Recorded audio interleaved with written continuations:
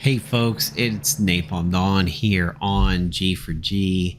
Today we're going to be discussing some more news about what is coming out for Beta 6 when it drops sometime in the future. So before we get into the meat of this video, I feel I'm going to have to do it again, where I discuss certain rules of the video. Yet again, I need to state that this is for PCs and Macs only, and also Linux. There are ways of getting this to work on Linux. This is not for mobile. It is not for Android. It is not for iOS. It is not for Chrome OS. If you want to play this on a mobile device, you're going to have to get something like the Lenovo Legion Go, or the Asus ROG Ally, or a Steam Deck. That is the best you're going to be able to do. I'm saying it in the beginning of the video because there has been another recent explosion of people talking about whether or not this game will be on mobile, and it has been said 500,000 times over. The answer is no, and shut up about it and stop asking about it. There's people that have been in the comments of recent videos that are not even asking the question. They're just making statements. They're saying game, phone, tablet, Android release. No question. I had some inflection at the end of my voice there because it's habit, but they're just making statements. Game, phone, Android release, when Android. It is driving me absolutely bonkers, and I don't know how many times it needs to be said. The other rule that I need to establish for this video is I do not have a release date. Don't even ask me what my opinion might be of when will this game get into beta 6, when will the release happen, because I don't know, and I'm not going to set a precedent by making a guess, because the moment I say something and I say, oh, I think we could have it by Thanksgiving or Christmas or Easter or whatever like that, somebody's going to hold me to it, and then that date is going to come and go, and they're going to be upset. And I'm like, oh, but Napalm said New Year's Eve, and it's January 15th, and we don't have it. So I don't have a date. I don't have a guesstimate of a date, and we're not going to talk about mobile versions of the software. I am going to tell you about what has been given to me by Goofy and the coding team and everything, and I'm going to tell you what I do know. If I don't tell you something, then chances are I don't know it. So if I cover something and you're like, oh, you know, what about this piece of gear that was dropped in 2016? Am I going to be able to play that in Beta 6? Just don't even bother asking it, because unless I tell you about it in this video, then I don't have the answer. So one of the first things that we're going to need to talk about is that the save file will not move over from beta 5 or beta 5.2 to 6. 6 will have so much work done on it, it is not going to be compatible to have an existing save file move over from any one of the beta 5s over to 6, because it's essentially going to be like trying to take a save from Borderlands and move it into Borderlands 2. There's going to be so many advancements, it's just not going to happen. So unfortunately, everybody's progress will be reset. So when you start 6, everybody's going to start on the same square one, even if they were extremely well established in beta 5.2, like me, where I have Mockingbird, I have a ton of characters released. You know, my agent is above level 55, 65 over there. You can see Black Panther and Wolverine were level 7. All that is going to go away. So yes, if you had earned Bobby or Mockingbird by doing Spec Ops 1 in beta 5.2, you are going to have to If you want her, get her all over again. So that's one thing. Also, do note that the stuff that I tell you in this video is true as of me learning it. That doesn't necessarily mean that when 6 happens, that something won't come along that unfixes something that's fixed. So I might say, well, this will happen in 6, and then it could completely go south, and then that becomes something that actually isn't fixed in 6. There's going to be more agent customization for hair and faces. So you're going to have some more color. You're going to have some more facial types. You're going to have some more haircuts. That's one of the things that's going to be planned for 6. Allies will be able to be visited and collected, but you can also do the collect all. So if you remember back in MAA, you could click on an ally and you would actually go to their map. And in the early days, you had to click on a person, go 1, 2, 3, 4. I think it was 4. Click on the 4 buildings, click on another ally, 1, 2, 3, 4, another ally, 1, 2, 3, 4. Goofy is saying you will be able to go to their map when Beta 6 releases, or you can just continue to hit the collect all if you don't want that nostalgic experience of what it was like in 2012 and 13 before they made the collect all buttons. Allies reset after 20 hours, and 1 distress call can be obtained per 20 hours if used. So what that means is, remember the PDA or the satellite phone down here? So for example, Tony Stark, if I collect a distress call from Tony Stark and then I use it in combat, when the collection runs over, flips over to a new day, I'll be able to collect a distress call from Tony Stark again. So I don't know necessarily what that will mean for if you use the distress call, what comes by. Now, if you remember back in the day, if you used a distress call from somebody that you had as a Facebook friend, and therefore they were a Marvel Avengers Alliance friend, sometimes you would get the agent, sometimes you would get the hero. I don't necessarily know right now what the programming will be in terms of what shows up. Will it be a hero? Will it be an agent? If it's an agent, what gear will they have?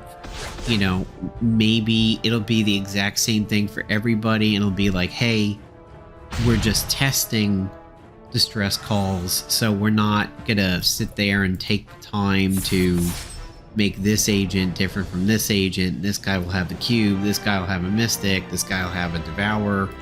I don't know any of that, so I'm gonna set expectations low and say it's possible it may be generic for everybody. I don't really know either way how that will go, but could be generic, could be specialized.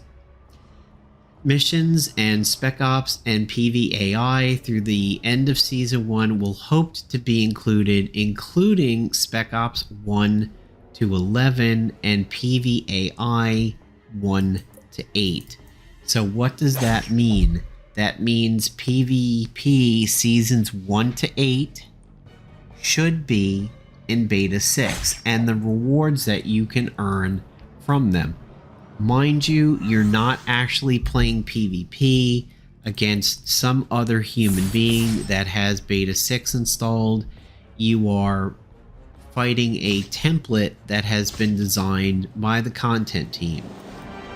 The templates that you will be facing are appropriate for that season in PvP. So you're not going to be fighting Season 1 people that are running around with the Psychic set and the Scroll of Runamaroth and Pesty and RHulk, because they didn't exist in the game at that time. So you're going to be fighting teams that are going to be kind of equipped with the agent gear you might see a lot of in the store right now. Spec Ops 1 through 11 will be there. Spec Ops will be evergreen. You do not have to complete them in a certain period of time, and then it runs out, and then you don't get the hero because you missed out, like when it was live. So when Beta 6 drops, you could say, well, I don't want to do Spec Ops 1 because I already earned Bobby. I don't want to go through that slog again. I want to earn the hero for Spec Ops 2. You absolutely can do that. And when we get out of this battle, I'll show you how you likely can do that. ISOs for the Spec Ops will continue to have, and Sabertooth's Claws crashed the game a little bit. Spec Ops will have their ISO colors, like you might have one that's purple, you might have one that's black.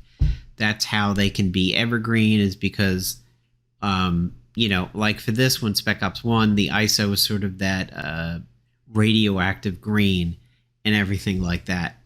That ISO is used for Spec Ops 1 up here, and it doesn't interfere with other Spec Ops. So eventually what will happen is you'll go to the Spec Ops tab, and you'll have an arrow similar to the seasons, and you can just go 1, 2, 3, etc., etc. When you do Spec Ops that are not the Mockingbird one, yes, the tasks will be back.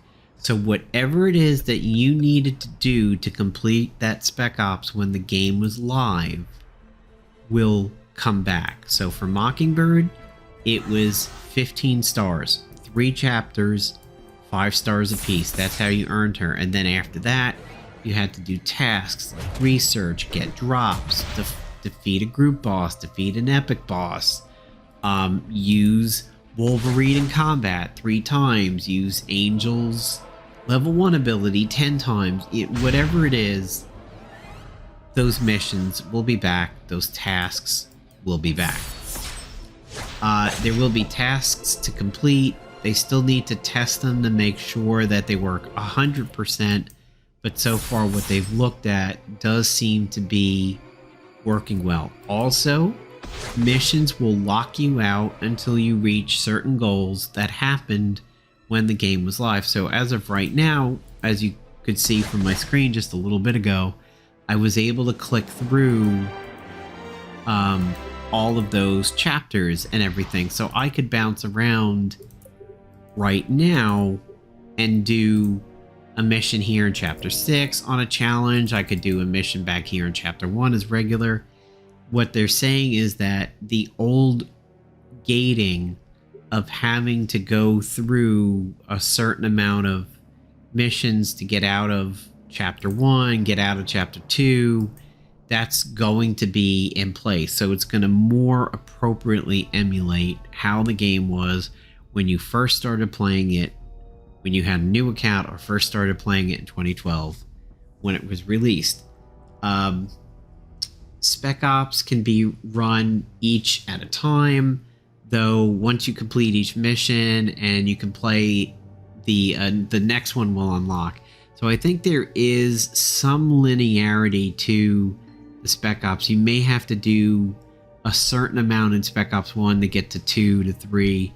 I don't fully know how that's going to go yet. I don't know if you can just click into Spec Ops 2 and start it having not done any of 1. I think that's still being worked on. PvAIs will only advance to the next one when you unlock the character from the previous season. This still needs to be worked on, but that's the plan. So in other words, what is being said there is that you have to complete PvP Season 1 and earn the hero if you want to go ahead and earn the hero in 2, and then you have to do 2 to get to 3. So you can't just be like, oh, I want to skip to Season 5 and get that hero. I don't care about the one in Seasons 1 and 2. I'm going to go right to 5. The intent is for you not to be able to skip the line like that. Tooltips are working, and they're getting more advanced. They are mostly complete. That is a huge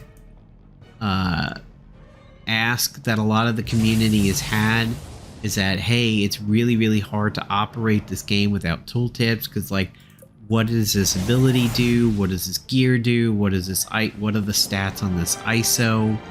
The team has obviously heard that feedback, and tooltips is one of the things they're really working on. So, for example, I don't know. I know refined, reactive, chaotic is some of every stat, but like, what did stalwart have? What did violent have? What did master have? Unless I check the wiki. So these tooltips will be coming back, and they're getting pretty advanced. More and more statuses are complete, so more statuses should work correctly. Like flank should give an extra attack, fumbling should cause a counter attack. Expose should decrease stats the way that they're supposed to and everything. Bosses will also have their appropriate second turn that they're supposed to. However, they may not show up in their very first turn, but in the second round of combat, bosses will now appropriately get their 2 turns like they were supposed to. Distress calls, we talked about that. It's a randomly selected character from a group of characters related to the ally. So, okay, there's a little clarity on what we were talking about in the beginning of the video. So, for example, if one of your distress calls was Uncle Ben, you may get spider characters coming in. If your distress call came from Darcy, maybe you're going to get Thor, maybe you're going to get Jane Thor, or Loki, or Enchantress. So it's apparently going to be on brand. The inventory is going to be usable in combat, and the items that show up to be used in combat still need some thorough testing. Most of them are working, but damage and healing and status items seem to be on the rise. They're focusing on that. So for people who, for example, struggle when they bring Black Widow to the Spec Ops 1's fight, and she's a bit of a liability because maybe you have her under-leveled or consider her weak, you'll be able to use some combat items and heal the team or remove a debuff the way that you would have back when the game was live. The store is still going to be limited on your purchases and everything. However, there's also going to be some other limitations that more appropriately reflect how the game was, that you have to research it. Then the store will have the item. So for example, let's say there was research for shawarma. You're not going to be able to start using shawarma in combat until you research it. Then you can buy it in the store, and then you can use your shawarmas in combat. There are going to be group bosses. There is going to be PvAI, which we had talked about. That's actually something that's still in the works. Group bosses is something still being worked on. Straightening out how PvAI is going to work. That PvAI, that's still going to be worked on a little bit. The specialty items that go on in Spec Ops, where you had crazy ones like split path, or really, really heavily reduced amounts of people that you can bring in the combat. Like, and I know this is a much, much later one, but if you remember that Kingpin one, where you could only bring in the young people of MAA, like the runaways and everything, that is still something in the works, but we're nowhere near that particular Spec Ops right now. They're still working on a tutorial and converting over the animations for the hair, the face, the weapons, and certain characters. Like Storm has a little bit of a disconnect in one uniform between her head and her body. Let me pull her up over there. Like the head is going down while the chest is going up, so it's like a breastplate is moving the opposite way of the body. That's stuff that they are still working on. Still got some more small tweaks, fixes and quality of life improvements that they're working on, including a collect all on the deck and not have it resend, so just collect all and they all check in and then they don't automatically resend. That's been something that a lot of people talked about, so they're looking at that. Also, we're going to have lockboxes in Beta 6. I don't exactly know which heroes are going to come from those lockboxes yet, but we will see openable lockboxes and likely the pity bar. And the bugs should be fixed when heroes are not able to be trained after being deployed, and what goes on at level 15. The level 14 craziness with the training and everything is something that they are still looking at, and I think is in pretty good shape at that point. Heroes who can train. Yeah, some of the bugs about them not being able to be trainable right after they get deployed, and you don't wind up using them in battle. That has been something that has been a little bit funky over here. And the amount of heroes are going to increase. The last time Goofy brought it up is he said it should have double the heroes of Beta 5.2, and we've talked about that one on my stream before, what that might go up to.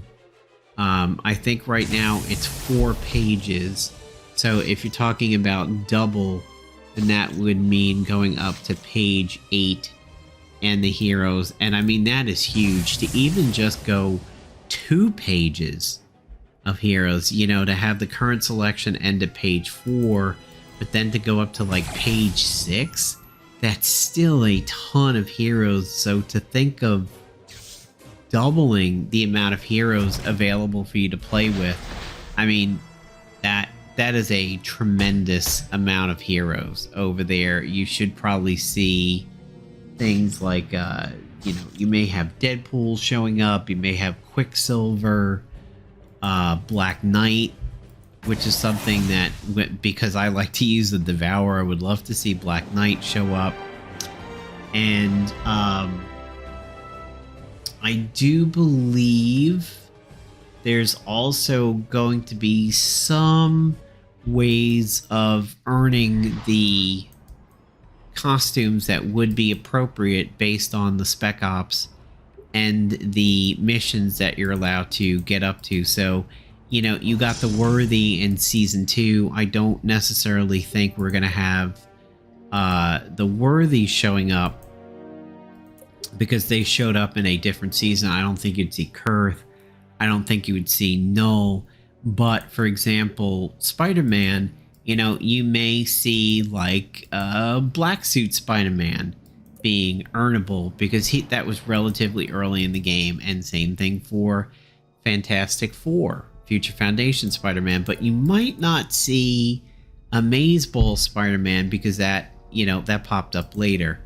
You may be able to recruit Mockingbird again, but the chances of being able to go into Nurcod, probably not. But you may be able to switch over to Classic Storm from Modern Storm once you've hit a certain point in your mission. So there is a ton of progress that Goofy is saying has been done for 6. And I mean, honestly, if you thought 5.2 was mind-blowing, and if you've been applying the Dacky patches that have been fixing a lot of the weapons and stuff like that, 6 will probably absolutely completely turn you into the kid from the Warheads gum packages. It should be blowing your mind. And there's a lot of stuff Goofy isn't going to reveal because he wants it to be a surprise when Beta 6 drops. So Goofy's going to know things that the rest of us are not even going to know until Beta 6 drops.